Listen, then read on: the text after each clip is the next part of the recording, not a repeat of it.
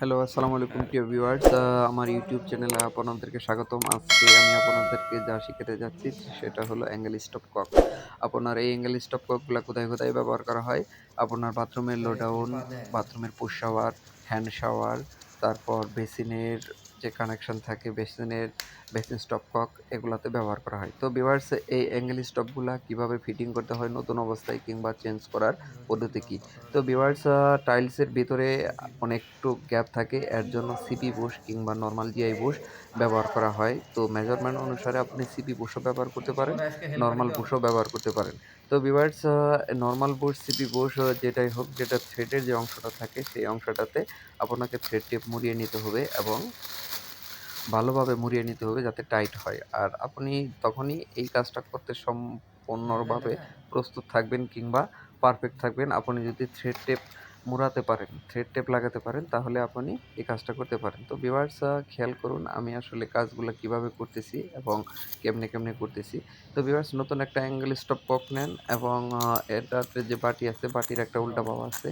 এইটা দেখে লাগাবেন। বাটির যে রাউন্ড সাইডটা সেটা হলো আপনার থ্রেডের দিকে থাকবে।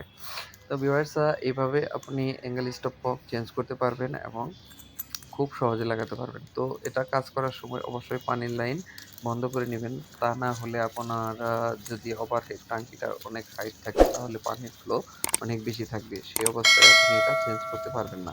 আর যদি এটা চেঞ্জ করতে চান তাহলে আপনি অবশ্যই পানির লাইন বন্ধ করে নেবেন। তো ভিউয়ার্স, এটা ছিল আজকের একটা শিক্ষণীয় ভিডিও। আর আমার ইউটিউব চ্যানেলে সবগুলা ভিডিও হলো শিক্ষণীয়। যদি আপনাদের যদি কোনো শিক্ষা হয়ে থাকে, যদি শিখা হয়ে থাকে কিংবা আমি আপনাদেরকে ভিডিওটা কিছু মুছতে শিখাতে পারি তাহলে আমার কোনটা চ্যানেলটা এটা? অবশ্যই সাবস্ক্রাইব করবেন এবং আচ্ছা, এটা লেখা?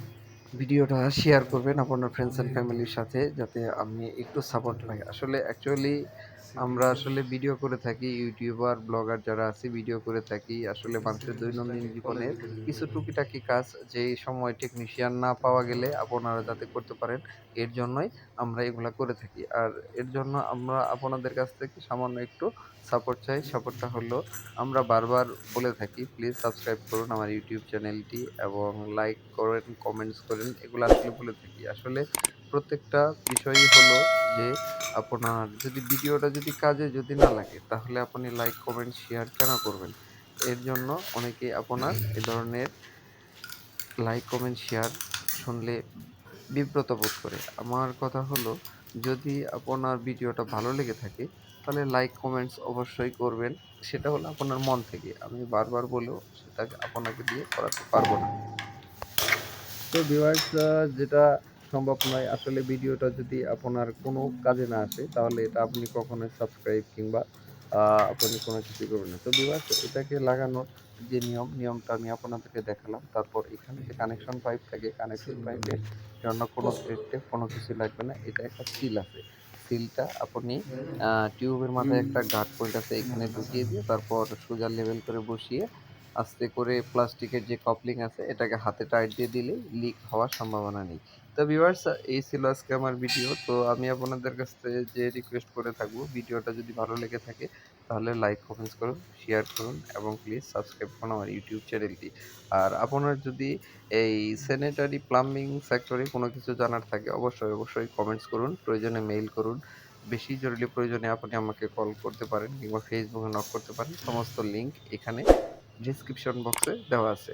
তো ভিউয়ার্স, দোয়া করি ভালো থাকেন এবং সুস্থ থাকেন। Best of luck. আল্লাহ হাফেজ। লো পাওয়ার 15%। না, সেভ করে সেভ করুন কোনটা দিয়ে? মাঝখানে না।